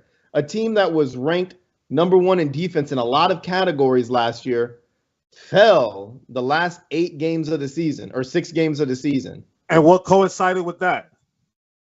We all know the answer to that. Your offensive coordinator leaving, your defensive coordinator leaving, and then the emergence of Matt Patricia from the grave, bro. I don't know where that guy came from. When that text came through on my phone 6-7 weeks ago, it didn't really hit me until it hit me. I was like, oh, From me, you talking about? Yeah. I was like, oh shit. Why is that? I couldn't even believe it. I was like, what's that scene in Chappelle's show where was the player hit his ball and they went back and told me that could be your great granddad? Yeah. That's what I thought when I saw that. That Matt Patricia out there? The fuck? Coach Pencil ruined us, bro. I'm telling you, he ruined us. It was. I put more of the blame on the defense, man. The offense couldn't call shit. That guy Johnson is horrible. I mean, he has a great smile, but motherfucker can't call a play. And the defense, I don't know if they just don't want to play for Matt Patricia or what it is, but there were Bradbury. You were hyping Bradbury up, Brambleberry, whatever his name is, so much last year. Who, me? Yes, you were. We got him last day, man. There's our second corner, bro. He couldn't tackle shit. But I hyped him up. I said as soon as we signed him, I said, "Oh, we going to the Super Bowl now," and that's exactly what happened. And then they called a messed up. They called a bad play on him in the Super Bowl, and we should have won. But anyway, continue. Yeah, man. Like it's unfortunate, but I think the Eagles really need, like, Sirianni is the answer. There's no reason to get rid of that man. He is a great head coach. I think the personnel they brought in was not right for the job. As far as coordinators, as far as him keeping that locker room together and overseeing stuff, I think he does a good job. But I think the decision to hire those 2 men and then bring in Patricia later in the season, I think that was foolish. And for the takeaway from the Bucs, man, don't talk shit about Baker Mayfield. Okay, I'm gonna give him his props now. I think I like Baker Mayfield now. I think I'm a Baker Mayfield fan because that's a man who I have seen grow and I've seen him give flowers to everybody but himself, unlike in the beginning when I saw. But when the media takes jabs at Baker Mayfield, he keeps those receipts and he fucking shows out. And he had a great game. He had a great year, man. Sammy said it last year. By the way, we need to call this episode Roses because everybody's giving roses on this fucking episode. So he showed out, had a great year, and he found a way to beat the Philadelphia Eagles.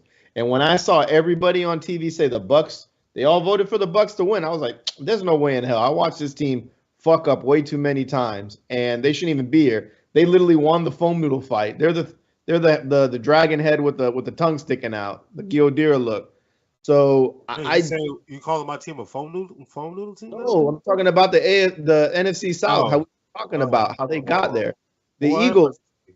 The Eagles, I love the Eagles, but they got to fix that shit, man. They got to fix. I know.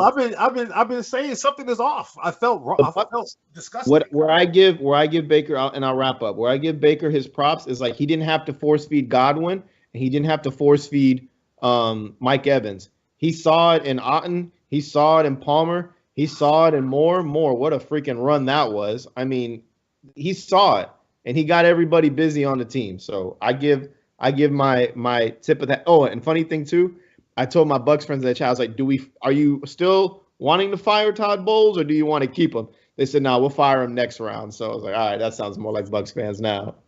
Idiots. Sammy, why did y'all thrust Matt Patricia onto my football team? I'm gonna let you know right now. The minute I was watching the game when I sent you that text, that was 6 weeks ago. And I was watching the game, and as soon as I saw Matt Patricia, I sent you that text. I said, wait, Matt Patricia coaches the Eagles? And I immediately turned the game off. Because, like, I want nothing to do with that man. I saw he destroyed Mac Jones. I'm not saying Mac Jones could have been Tom Brady, but I would have liked to see what could have happened to that man he destroyed the shit out of Matt Patricia. But anyway, regardless, back to your team and what ended up happening with your team. I'm happy. Thank you for giving me the flowers and that I told you that something was just off. And what I do have to say this right here, and I know you already know this. This is something that you've already talked about many times, but man, let's watch out for Shane Steichen, right? Like, yo, kudos to Shane Steichen, man, because he went and got himself a bag. He's got himself another quarterback, and I think that one's going to be better than the one you currently have because he has Shane Steichen. He has a little bit more talent, but Shane Steichen's offensive mind. And I think that's what Jalen Hurts is missing. No, you didn't let me finish. That's what Jalen Hurts is currently missing. He doesn't have that offensive mind to give him a little bit to show him out. You know what I mean? We're seeing some of that. Like I mentioned to you last week, you're seeing it with the Chiefs. Their offense doesn't look quite as good without Eric Bieniemy. The Philadelphia Eagles offense doesn't look quite as good without Shane Steichen. Granted, I wish I could rip those flowers out your hand. Give me them flowers. I give you a lot of props too, because obviously the Eagles were a man down, and not just a man down, but your best man down. And I think with the way Devontae Smith cooked, I think AJ Brown could have equally have cooked, and this might have been a little bit closer of a game. But I'm going to send you guys a video, and you guys can watch it whenever. But I saw this video about what's called the new meta in defenses. And if you watch that video and then watch a Bucs game, they run the new cover. The way the defenses are going, like, it's perfect for Todd Bowles. Like, the new cover zero is insane, and it's fucking up a lot of quarterbacks, and it's not to the quarterback's fault. It's insane what tough it is. It's either you're running a cover 6, which is a hybrid cover 2 with a cover 4, or it's a cover 0. And the Bucs run that to a T, and it's insane to watch. And Jalen Hurts just didn't have enough weapons to counter it. He only had one or two guys, and Goddard was awful too. What the fuck happened to that guy? But anyway, I'm done. I mean, the dude came back from a broken arm in 3 weeks and rushed back and clearly he's not the same. He dropped that ball in the first quarter, like right through his hands, and Jalen Hurts had that where he shook his head. I was like, yeah, this game's over. It's gonna be a long day. It's gonna be a long day. I'm not gonna be here. All right. Let's okay, whatever. Real quick, we're gonna go to our divisional round. We have 4 games. Texans, Ravens, 49ers and Packers, Lions and Bucks, and Chiefs and Bills. Patrick Mahomes facing his first ever road game in the divisional round, so that's gonna be interesting to see. The Packers, it's always like Green Bay versus the Cowboys, and then Green Bay versus the 49ers. I feel like it's like that shit every year. It's very strange, but we got that, and then Bucks Lions playing in the dome, not outside. Texas Ravens. We haven't seen Lamar in a couple weeks. Now we got the young phenom versus the phenom. So, real quick, A-Rod, Ravens, Texans. Who do you have and why? And Sammy, you got what's going on, brother? Go ahead, A-Rod. Go ahead, A-Rod. We got some fun coming. Bro. We do have some fun coming. We do. It's hard for me to pick against CJ Stroud. But I'm so in on Lamar because he bet on himself and won, and all the teams that weren't, picking him up in free agency when he had the ability to get him, I think they're seeing, damn, we fucked up not getting this guy. He's the real deal, Holyfield, when you give him what he needs. So I've been a Ravens fan, closet Ravens fan for a long time. I'm giving the slight edge to Lamar. I think that defense is just a little bit better. I think the offense is coached a little bit better. I'm not trying to put the black cloud on the story of CJ Stroud. I think this man's going to make his mark in the NFL big time, but I like the Ravens at home. Sammy, I'm gonna sound like a hater, but I'm not. No. I'm going for the Ravens. But it's very, very interesting. We got another one of these. You got another one of these coming your way. Okay, so we have Baltimore. We have Baltimore minus 9.5. So obviously, in this situation, you're gonna expect a majority of the cash to go to Houston because people don't think that in a playoff game the team can cover 10, which is a lot. So I would recommend a lot of people to go that direction, right? So take the Houston plus 9.5. You don't need them to win. You just want them to cover. Because you have 80% of the cash going to Houston, but 65% of the tickets also going to Houston. So yeah, you got a lot of share as Houston for that Baltimore minus 9.5. So yeah, hammer that plus 9.5 for Houston. Now for the money line, this is where it gets really, really interesting. So money line, you got plus 349 for the Houston Texans. You have 97% of the cash going to Houston on only 45% of the tickets. So again, another situation where a lot of the sharps are looking towards Houston upsetting. So that's really, really interesting. But they also could be looking at value because at a plus 349, that's pretty decent value for a divisional round playoff game with a team that's surging and a team coming off a bye. So keep that in mind. But yeah, I think rest versus rust. All right. But there is a thing to say about rest versus rust, right? I mean, we see it every year. Some teams just comes out a little bit and more. Momentum, right? Who gets hot? Yeah. I'm actually very conflicted because after you said that, 97%. 97% is a lot. That's a lot of cash, bro. That's almost all of the cash. Even before you said that, I was a little concerned that the Ravens didn't play last week and didn't play. So like basically they haven't played real football since December or something. You know what I mean? So that is a little concerning to just turn that shit back up. And I mean the Texans are playing out of their minds right now, and the game's in Baltimore, so I want to lean towards Baltimore. The games they play outside, don't they? It's gonna be cold. It's like a winter storm and all that shit. That favors this running style kind of offense and Lamar Jackson. So I'll stick with the Ravens, but yeah, with that kind of spread, I'll definitely want that shit. I think it'll be like 21-17 type of bullshit. So yeah, I'll pick the Ravens though. That's a tough one though. Like as soon as you said it, I was like, damn man, that's money that I would like to spend on right now. I'll be looking at that after this show. All right, moving on. So like I said, the Packers seem to always play the Cowboys and the 49ers every year in the playoffs. It's the weirdest shit in the world. But we got Rust 49ers versus Red Hot Jordan Love. So a very similar situation, A-Rod. What are you seeing here with this one? Flip a coin. I'm going to be honest with you. Flip a coin for me. I like what I saw out of Jordan Love. I know everybody wants to come and say, oh, but it's the 49ers. Yeah, we thought they were going to beat the Ravens, and we thought we were going to beat them bad. And can I convince you? Can I convince you to go Green Bay? Let's do it. Okay, you got all right, so first of all, this is for the minus 9.5. We got another similar situation where we got 61% of the cash going Green Bay's way, but also on 56% of the tickets. So you got a lot of money going Green Bay on that. So I think the Green Bay plus 9.5 is pretty much almost a lock. That's a lot for San Francisco, in my opinion. 10 points, that's crazy. Now, for the money line, we got 82% of the cash on 38% of the tickets going Green Bay's way. So again, another situation, and the same isn't true for the other games. It's just these two particular games. For some reason, the Sharps are really leaning towards those red hot young studs. Pause to come through. So I understand that, but the 49ers are an overly dominant football team when they want to be, and when they're healthy. And I might even take them beating them by Again, more than 10. I ain't gonna lie. Again, too, like I want everybody to be clear that this is based on value, right? Money line value, where you have plus 347, but 82% of the cash is a lot for just value. That's a lot. That's a lot. You're right. But who do you think is gonna win then? Which way are you swinging? I'm going Green Bay. Okay. All right. I believe this team. like This that. team feels like a team of destiny, man. Not to the Super Bowl, but I mean, I just feel something. Pause. I mean, shit. I mean, that's how Aaron Rodgers came out the gate. He said, you know what?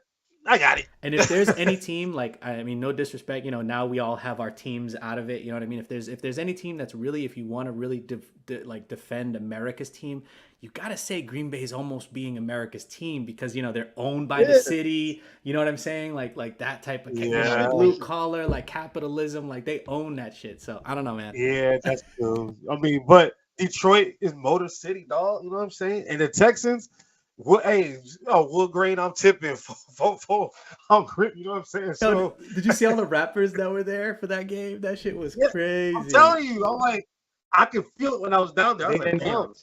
They announced the Still Tipping tour too, man. But I heard when they did that last time it was ass, so I really want to go. But another lifetime out from Houston. I'm conflicted on the game. I know the safe pick is San Fran, but what I saw Jordan Love do and saw him do it comfortably to them boys, everybody who was doubting Jordan Love, like I'm no longer doubting that man. I think he's a good quarterback. I've been on the Jordan Love train since day one. No, I've been saying that's my flowers.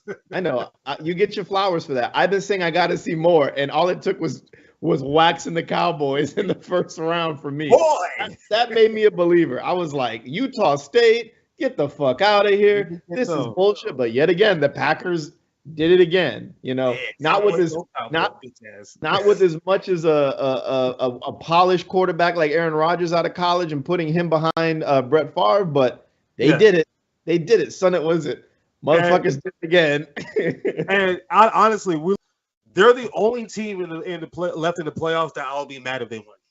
Everybody else, I will feel okay about. Like personally, I know y'all don't like the Bills and shit like that, but I will personally be happy with any other team in the playoffs except for the 49ers because they just Deebo Samuel, bum ass was always yelling and talking, and Trent Williams punching people in the face after he loses. I'm like, y'all cry too much. Y'all always crying too much. So that's the only team that I would actually like to see lose. And if for my boy Jordan Love, who I've been on that train for the last how many months to beat the Packers and the 49ers, I'll buy a jersey. I will buy a jersey. Do you hate Fred Warner? I don't hate Fred Warner. I don't think anybody does. I think there's a lot of there's a lot of players on the 49ers you can hate, but I feel like everybody loves Fred Warner. They got this racist Bosa brother on the line. They stole Javon Hargrave from the Eagles. Like, I hate everything about that football team, okay? But Fred Warner, cool. He's nice. He's a nice guy. All right. We're gonna go with Bucks Lions. That one's very intriguing. So when the Cowboys lost, I was so excited because I'm like, okay, that means if we win, we get to play the Lions, and I like my chances against the Lions. Now I say the same thing about the Bucks. I like the Bucks' chances against the Lions. I'm gonna just keep it a buck. I feel like we're talking about a team that's playing hot all of a sudden. I mean, the way they beat us, I mean, it was, to me, it was more embarrassing than how the Cowboys lost. Honestly, it looked that much uglier. It was Monday Night Football, so everybody's just watching us at that Monday Night Football primetime hour, and it's just wanted to throw up in my mouth. But obviously, it's what's the spread and everything say on that one, Sammy? Detroit for everything. Like spread, money line. That's the way I'm a rock. I will rock that way. I think it's going to be just like the Rams game. It's going to be a tough game. It's going to be trenches type of game again. I think Detroit is going to be just like having to hang every time, but like still be on top in a way. That's how they're going to pause. They're going to have to be like that. And I think that's fine. Like the Bucks, they won their Super Bowl last week. Let them, they're fine. They're chilling. A lot of positives to take from their season. So That's fair. That's fair. You think no matter what happens, 92% of the cash, just to let everybody know, 92% of the cash is going for the 48.5 point over. So, yeah, a lot yeah, of money. yeah. I think that. A Well, lot of money. they're going on the over. Yeah, I can see that. All right. Probably the game of the weekend. That's why it's the Sunday night game at 6:30. And Tony Romo's going to be, just getting all excited in the booth on that one. So, we got once again the saga of Josh Allen versus. I mean, it's literally our modern day Peyton at Tom Brady at this point. It's already we just know we're gonna see those two every year. So just mark it in your calendar. It feels like, and we got the already accomplished Patrick Mahomes like Tom Brady.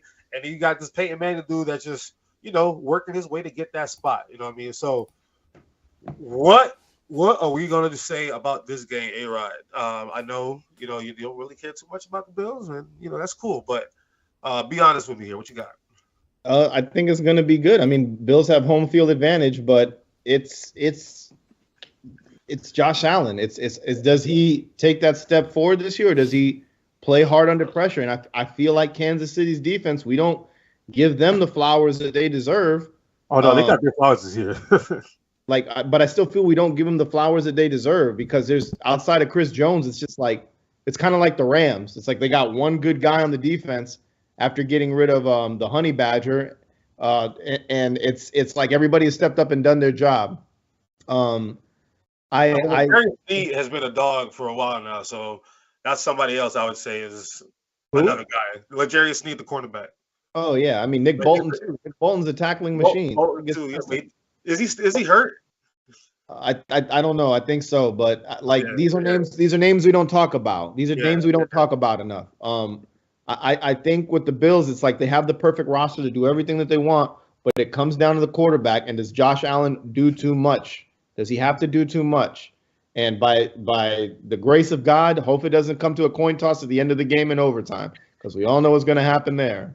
Change the rule for that man too. So they changed the rule for him, and he still lost in overtime to the Eagles. So after he got the coin flip, I don't know how he sucked so bad this past week. I'm sorry. It just all right. No more about the Eagles. The Eagles are done. I just think Patrick Mahomes and them, they're getting the full head of steam when they need to. And I don't think that, obviously they played in super cold conditions. I don't think Buffalo's going to hamper anything to them, but I think it's going to be a really good game. I think it's going to be back and forth, back and forth, back and forth. And the winner is?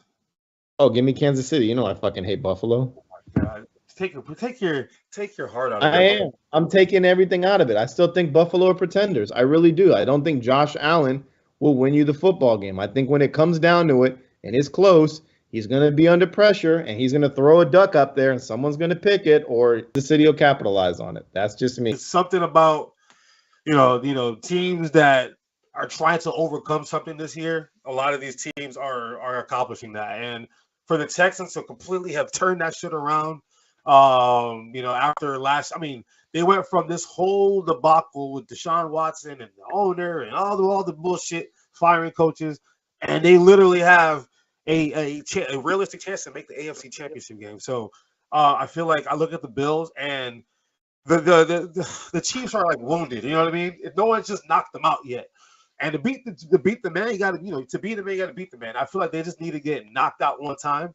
And ever since they made that change at offensive coordinator, you see the difference. Like the Eagles go get Matt Patricia, and we I don't know what the hell happened to our team. They go get Brady, and the dude is phenomenal. Like Josh Allen's not throwing 55 times anymore. The decision making seems to be a lot better. And one thing I've noticed, Stephon Diggs' production has like plummeted, and as that's happened, he's a winner. They've gotten so much better. And I think because they're not forcing shit to nobody anymore. They realize, our tight ends are amazing. We got a dog in Dalton Kincaid, and Dawson Knox is gonna keep doing whatever. And then they're not scared to pass the ball to other receivers. And no one seems to have an ego. I feel like Stephon Diggs last summer did a lot of crying, and then I don't know, the last 8 weeks, he just seems cool just being there. You know what I mean? He's just happy to be there. And he seems to be like in Josh Allen's ear, like in a positive way, like, yeah, let's put him away. You know what I mean? I feel like something changed in that locker room for the better, and now we're starting to see it. And I think this is going to be the time that it all comes to fruition for Josh Allen in the playoffs, and he knocks out the champ. And shit, we gonna see what happens next round. But what are you looking at over there, Sammy?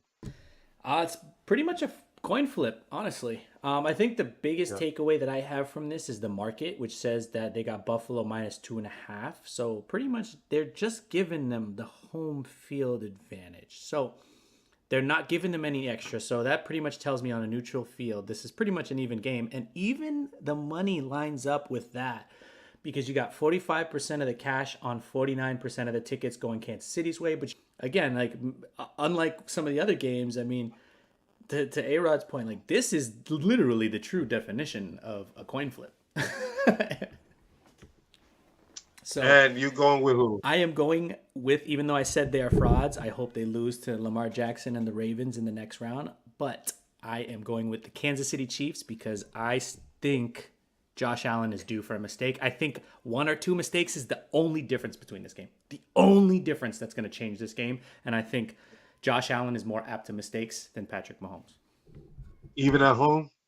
Even at home, because it doesn't matter. I mean, yeah, it's a crazy home court, but we haven't seen a crazy home field advantage. Plus, Kansas City's just as cold as Buffalo, so like. I know, but they don't. It's the fans though. The Kansas City fans are loud as shit, and just like the Buffalo fans, they loud as shit. Yeah, but they soft. All right, Buffalo all right, fans are soft as shit. All right. Well, you want to get thrown through a table? Come on, Jeff Hardy, let's go. Throw them through a table. They like that. All right, listen. I want to get to the NBA, but I just got to get your thoughts, Sammy. Jerrod Mayo got introduced as head coach today. 7 days ago, we were recording, and Nick Saban just retired, and we thought that was going to be the biggest news. And then literally less than 24 hours later, Bill Belichick retired as well. Well, not retired. Bill Belichick's got and Robert Kraft have parted ways, and we'll see where Bill Belichick ends up next year. Hopefully, Philadelphia, just so you can just be there, and I can say I have Bill Belichick as a coach for a year or two. But yeah, I just want to get your quick thoughts on all of that. Yeah, I'll keep it brief, and I can expand on it kind of as the offseason progresses. Just feels like more of the same, something that Vic and I have talked about. I do like the positive that I take from this is that it looked like the defense played for Jerrod Mayo. They love that guy. So, and I'm also looking at the NFL as a whole. Who are some of the coaches that all of us have talked about a lot? D'Amico Ryans, Antonio Pierce, Mike Vrabel.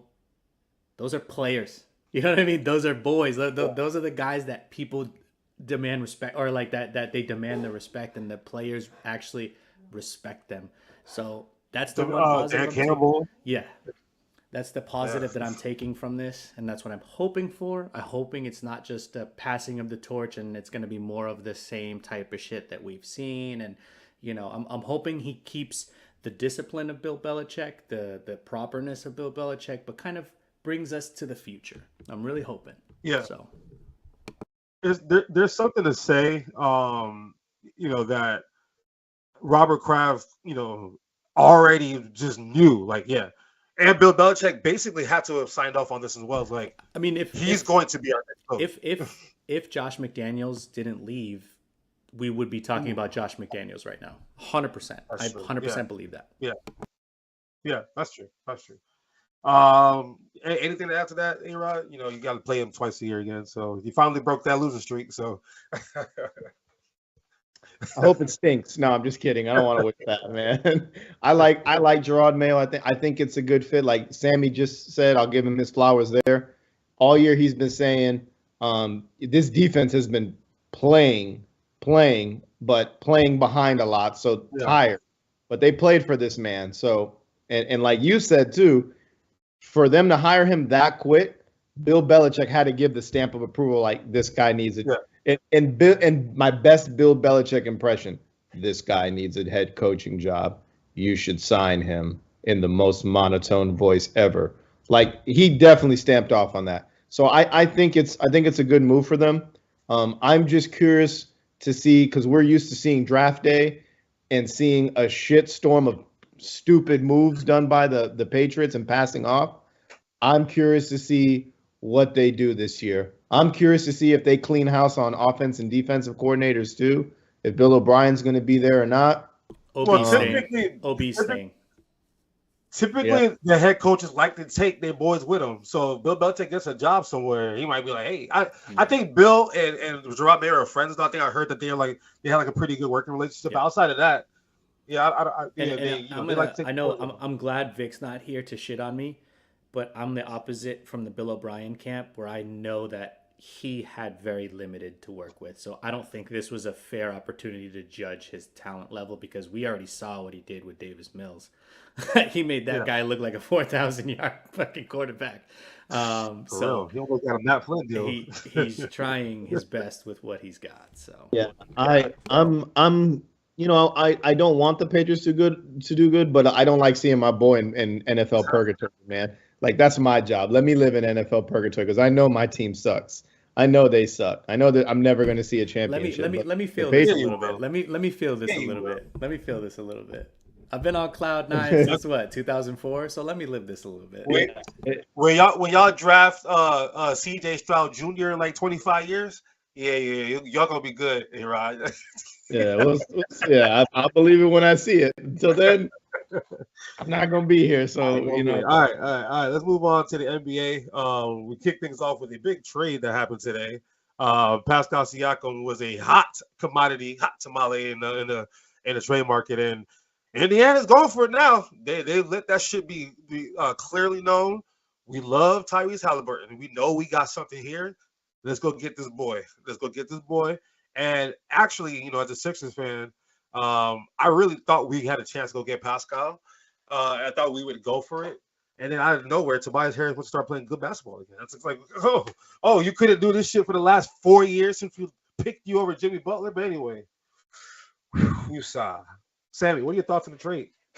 First of all, I'm going to rebuttal on Tobias Harris. If you look at all of his advanced metrics, he's actually overachieved. I mean, granted, he hasn't lived up to the $28 million $38 million a year. But also remember, don't ever forget that you had James Harden on that team, who's kind of a ball hog. So anyway, regardless, about that trade, am I the only one that's surprisingly like just fine with it? Other than the fact that I hate that the Pacers got him, but I didn't think it was I'm fine with it. Yeah, I didn't think it was a terrible trade for anyone. It was a good trade. Yeah. I mean, I'm scared now because the Pacers were already a formidable opponent for us. Like they have our number all year, and now they just got even stronger. So that scares me in that. And Milwaukee, they love playing y'all in Milwaukee. They like embrace that matchup. And when the younger brother is trying to get to get to the grown folk, they fight hard, bro. And I feel like Tyrese Halliburton got that kind of dog in him.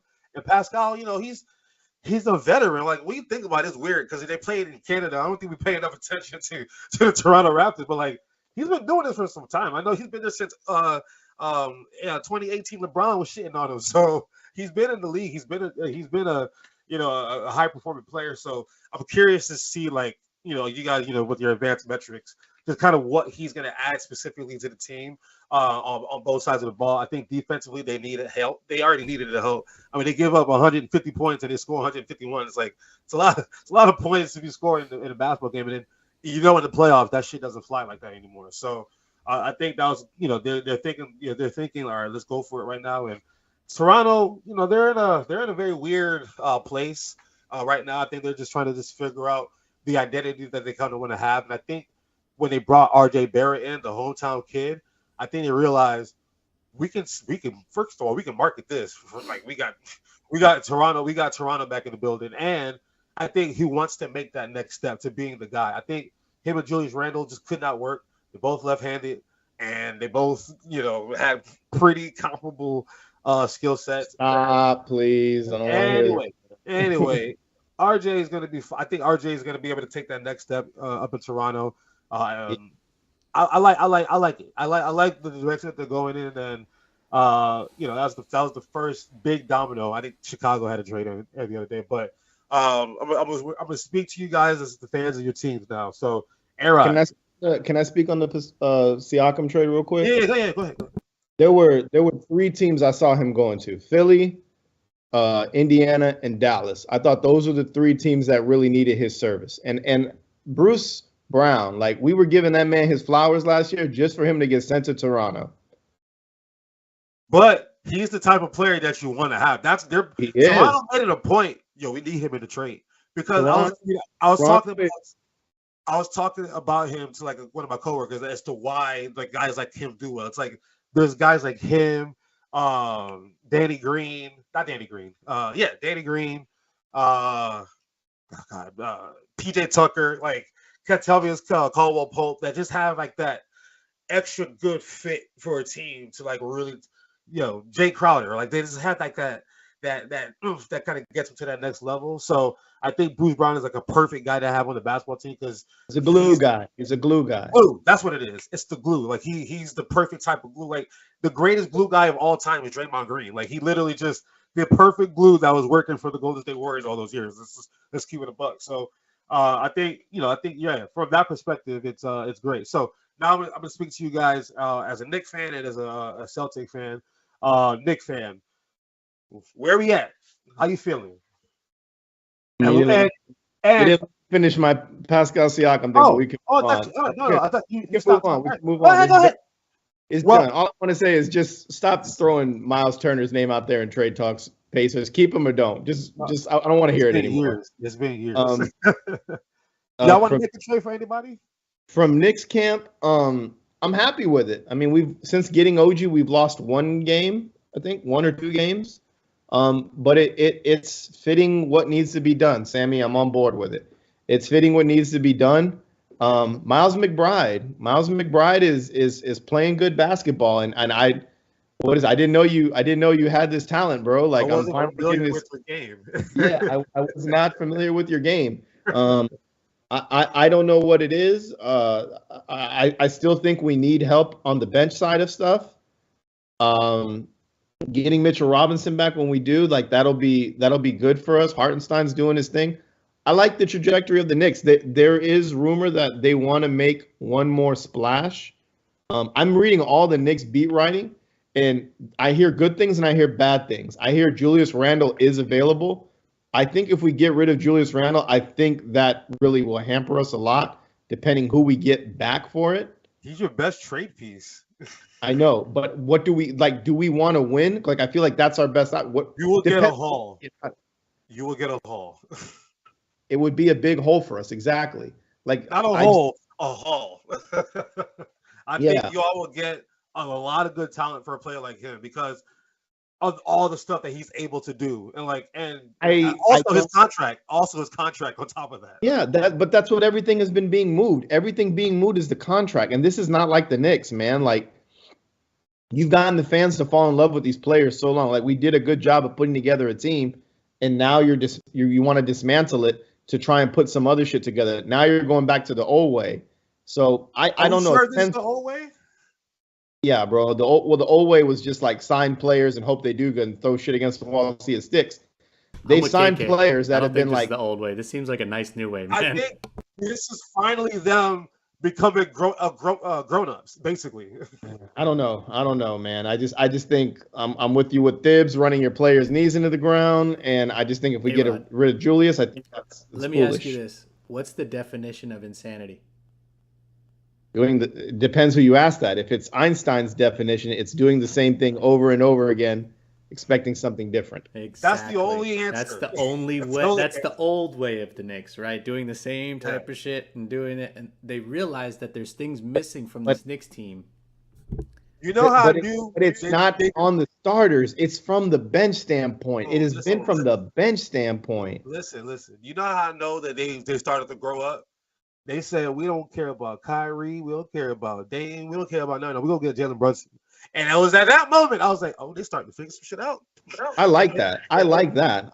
Starting to figure some shit out. You know what I mean? Dude, but you even remember when they signed Julius Randle. You remember when free agency opened, they signed Julius Randle. Stephen A. was like, that's like a day 6 mentioning that you say. So, I was happy with that. That's because of who was available, Kevin Durant and Kyrie Irving. But think about it. If they get rid of Julius Randle and they get tough-minded players like Jalen Brunson on that roster to play for that city. We talked about it earlier. We got to take on the identity of the city. It's New York basketball, and they got all these divas and shit. They need to like take on the identity. And since Julius that Randle- Kevin Durant debacle, right, or quote unquote Stephen A debacle, how many teams has Kevin Durant jumped to? How many teams has Kyrie Irving jumped to? Aren't you glad you missed out on that mess? I'm happy, bro. I'm happy about it. Trust me. I said it from the when they were free agents. I didn't want either of them. I didn't want any of them. You have the receipts, KK. I didn't want any of them. But Julius Randle has been crucified like Jesus Christ, risen from the dead again, just to be crucified again. So, like, if anybody can stick through the pain of New York City, it is Julius Randle. He's cut his hair. He's balling, and I like it. Like, I don't want to move Julius Randle. I think you need a big. You need to just listen to me here. You want to move off of Julius Randle. Trust me. You will be so happy with the product. We didn't understand their game when they got OG Anunoby, and we didn't understand the game when they got Jalen Brunson. I want you to save this clip. And when they trade him for like... You milk that cow, and you need to reap the benefits. I'm telling you. You need to reap the benefits. There's no better time than the present. We'll see. Yeah, y'all are hyping me up, but I'm not with it. Because then when they trade him for like a nobody, like, I don't know, Jaden Daniels or something, be like, Jalen, damn. But remember that Julius Randle worked out when it first started. Jalen Brunson's working out. This OG Anunoby's working out. Maybe they know something we don't, and it's working. Because think about it. Julius Randle came in as a tough-minded player. And then early on this season, I saw him being lazy, not going after rebounds, walking down the basketball court. And it was at that moment I said, that man got to get out of the locker room because you've given up on the team and you let the whole world see it. I know you can put up 28 points and 12 rebounds, and that's all cool, but that shit means nothing to winning. When, to me, Jalen Brunson cares about winning a lot more. Like, he wants that shit, and he embraces that shit. And I think, RJ Barrett just felt like the third man out, so he needed to get out the locker room. And now, I think this is time, bro. I think this is time, but all right, you gotta just believe. I don't want it to happen, and like I'm embracing for impact. I'm embracing for impact for anything to happen, because what I was trying to allude to is like everybody is not safe on that roster except Jalen Brunson. That's the only one that is not safe, and they do want to make another trade. I keep saying nothing major, but I've also been seeing like names thrown out there and ideas being thrown out there. But they want to get like another guard on the roster. When I think Bruce Brown would be great, but I think we need another big. I think we need another big. But Toronto is smart. Toronto is loading up on assets. They're loading up on assets right now. So, and the shit, like that shit is going to stick against the wall eventually that they have in Toronto. Facts. All right, Boston. What's up, bro? Y'all had a rough one last week, but now Milwaukee's having a rough one right now. So it's like, oh, dude, and I got a problem. I wasn't even worried about that Milwaukee game. We came off a 133-131 loss to Halliburton. We went, or not even, he wasn't even playing, but we lost to the Pacers. And then we went to overtime with the Timberwolves where Tatum was cooking. Yeah. They had nothing left in the tank. So I wasn't really worried about that game. I'll let Milwaukee take that's their championship, right? Like that was their championship game. All those boys were talking all that shit, whatever. I'm a little worried about Porzingis slightly. I'm hoping we ease him. I hope we do what we did with, or the opposite of what we do, or what we learned from Al Horford. We're like, okay, we're at a good position in the conference, where I don't care, and personally, I don't give a shit about the 1 seed. Don't give a fuck about it. Let's get to the playoffs. Let's ease him back in. Let's bring him in occasionally.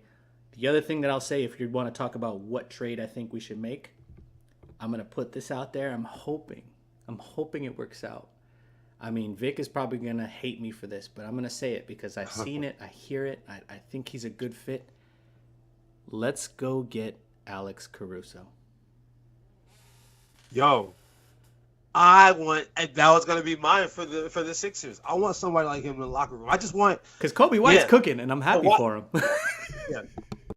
Listen, Sammy, we giving flowers today, right? A-Rod warned you. A-Rod sat there and warned you. A-Rod, I give you your flowers. Thank you.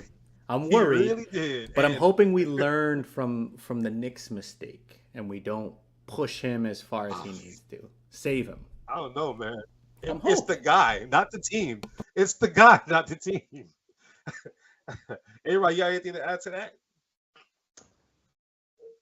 I tell you about Porzingis, But man. I'm but the telling thing you, is man. also I gotta add to this too, the way Drew Holiday's playing, the way the team is playing, and not to bring whenever we talk about the NBA, I always bring up the '08 Celtics. It looks like these guys notice that it's no longer an individual effort. Their stats, and even there was an interview with Tatum, I think it was last week. He's like, I don't care about my stats anymore. Like, it's about us. Like, are we winning? The W at the end of the day is what I want. Whoever's going to get hot is going to get hot. If it's going to be me, if it's going to be the team, it doesn't matter. You know, if it's going to be me. Or I think he said if it's me, if it's Jalen, if it's Drew, it doesn't matter. So I love that maturity that I'm seeing from everybody else. I think Drew brought that. To be honest, I think Drew Holiday brought that infectious energy. We've been saying that. KK and I have been saying that for the longest. Flowers again. Yeah. We needed to get a mature-minded point guard, and that was the perfect one. That was the perfect one. Yeah, because like when I saw the Dame trade, I was like, oh, okay, Bucks. And then I said, please let's go get Drew Holiday. And when I saw y'all got him, I was like, oh yeah, put it right there. Like, you put your chips in. Like, we're all in now. Because like that's the guy. You get you a mature point guard with your two young wings, everything will work itself out. It's just a mindset, honestly, that you have on the team. I mean, think about Rondo, the importance of Rondo at his young self back in 08. You're talking about the 08 Celtics. He somehow was the most mature player on the team, and he kept all those grown veteran, superstars in lock. Like just kept them in check the whole time because he didn't care about his stats. When you have a point guard as a coach, when you have a coach as a point guard, I mean, good things will happen. It's just plain and simple. They just got the mind and they know how to just make everybody feel good about themselves. I think Sam Cassell really helps, man. Sam Cassell, you don't understand. When we lost Sam Cassell, I was like, oh my God, I don't like this. Don't like this. I'm very proud of Tyrese Maxey though, because I thought he needed Tyrese Maxey a lot. I mean, Tyrese Maxey needed Sam Cassell a lot, but the dude's a superstar. I was just call a spade a spade. Like, the dude's a superstar. I'm proud of him. And speaking of the 76ers, just want to say again, we got another Embiid versus Jokic night, and Embiid I don't know what it is, man. He turns that shit up. He does. But then my concern about it is like the injury is gonna happen at the wrong time, and that's what scares me every year now. It's like, when is it gonna freaking happen? And it's just, we had a little bit of knee issues already this year, and I'm just concerned. I'm concerned, and I think we definitely need to go make a trade. Siakam was going to be the guy that I thought we can go get. At this point, probably I saw a rumor. Backup. Is it true? Is AD really one out? AD? Yeah. Anthony Davis? Yeah. Nah, that's the way. That must have been a meme. Anthony Davis? Yes, Anthony Davis. No. Okay. No. The meme, there was a meme, not a meme, but there was a report that came out, though, that Kyrie Irving talked to LeBron James on Game 6 against the Memphis Grizzlies when he was sitting there on the sideline about possibly trying to meet up. So now, out of nowhere, that happened Game 6 of the NBA playoffs, which was 7-8 months ago. Out of nowhere, Ramona Shelburne just dropped that bitch today. Like, here you all go. Like, I mean, more kudos, more power to her. But it's kind of crazy that we're getting so close to the trade deadline, and bloop, this shit comes out of thin air. And while they're playing the Lakers today, it's just, you see what the media be doing. While the Mavericks are surging and the Lakers are not really doing so well. It's right? So random. That is so, we talk about scripts and agendas and all that stuff. I mean, it's just, what's going on in the New York Post or whatever. I don't know. But speaking of teams that could make a trade really quick, the Lakers, they're like this. It's like a weird roller coaster. And once again, Sammy giving you your flowers on the Clippers. Like, you called it like you saw it.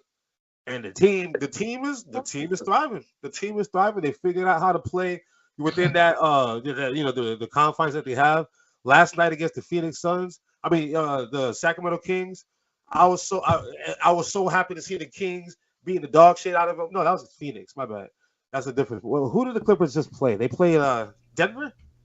It was Denver. Yeah, it was Denver. Yeah. Couple, The Thunder. The Thunder. The Thunder. That's what it was. And you look at the team, and it's like they just fit. They somehow they figured this shit out. Ivica Zubac's gonna be out for I think 4 to 8 weeks, something like that. So that's obviously a bad blow. But we're talking about the wings, kind of just what Jrue Holiday did for Jalen and Jason. Kawhi and Paul George is they never had no tiff or anything, but they're complimenting each other a lot better now. And they're accepting. Yeah, exactly. So just maybe that's what James Harden brought. I mean, he's not the mature guy, but he is a true master of his craft as a guard. So I'll give him that. But, I think we're also seeing the maturity of Russell Westbrook. I think it's way too late in his career for it, but he's accepting his role and being that guy. That was clutch. That was actually very clutch. But yeah, that's all I got on that. Minnesota, by the way, we talked about the teams a couple weeks ago, who's really them, between Orlando, Minnesota, and OKC. Minnesota, OKC, they just consistently just been riding this wave. And Orlando's starting to slip a little bit, but who do y'all like between those two, just in general, if you had to pick one? Between who? Sorry, it was Minnesota and OKC. And OKC. I like OKC. You know me, I was on the Shy train for a while, so. Yeah. I like Shy, but I don't like that kitty fucker over there. So, yo. Plus, that story. It's done. Apparently, they closed the case on it. Apparently, they closed the case on it. I'm not doing this. I'm big on Anthony Edwards, man. You nailed it when Olympic basketballs went on. Players come back different. Luka's come back different. Anthony Edwards has definitely come back different. So I'm high on Anthony Edwards. It's just, can you become a leader? We know you have the talent to play basketball. Can you be a leader of men now at this point? Because Cat can't do it. Cat is, I don't know what's up with Cat. Cat's like Paul George. He's like, I cannot be your best player. I don't know what y'all want me to do. I cannot do that. Can't be a leader. Rudy can't be a leader. It's gotta be Anthony. Exactly. It literally has to be. The youngest guy on the team, it has to take over that shit right now, and it's tough. CJ Stroud, same situation, I want to believe that Mike Conley is whispering in his ear, dude, you're next up. You need to get your shit together. Look at me, a guy who's never made an all-star game ever in his career, and I've been a very good point guard, but just played for a real crap team. So, bro, Anthony Edwards was born in 2001. That is just when I really think about that shit, it's crazy. It is insane, but he's a young man, bro. So he gotta. My sister was born in '97, and he was born in 2001. Anyway, yeah, this young man gotta just do it, bro. But we see it on the court, talent wise, he has it. It's just he's got to get to the point in which he rallies the troops, and we're gonna see what happens. But that's all I got to say. Hey, got nothing else. Rattle it off. Hey, go ahead, man. Do your thing. All right. You can find us on Twitter at fair_weatherpod. You can find us on Facebook, Instagram, YouTube. Search the Fair Weather Podcast, and wherever you subscribe or listen to podcast audio, you can catch us there. One shout out I want to give is the Fab Five finally getting back together. There's some news right there for you, man. I was happy to see Chris Webber there. That made me happy. Words of wisdom. Take it away, Kay. Hey, the trolling on social media, y'all got to do a little bit better, because this dude from the Warriors, the assistant coach, he just randomly died, and I feel like people always be in the comments saying the most outlandish shit. Just have a little bit of respect, for people's families and shit like that. Because we talking about Draymond Green forcing him to retire. Force him to die or some shit like that. That's come on, stupid. But on the flip side, I cannot wait to see Jordan Love beat the dog shit out of Brock Purdy's old game managing ass, Deebo Samuel's old loud ass, Trent Williams old. Let's go. That's all I gotta say. Peace. Also, KK, don't give up on Nigeria yet. That's all I gotta say too.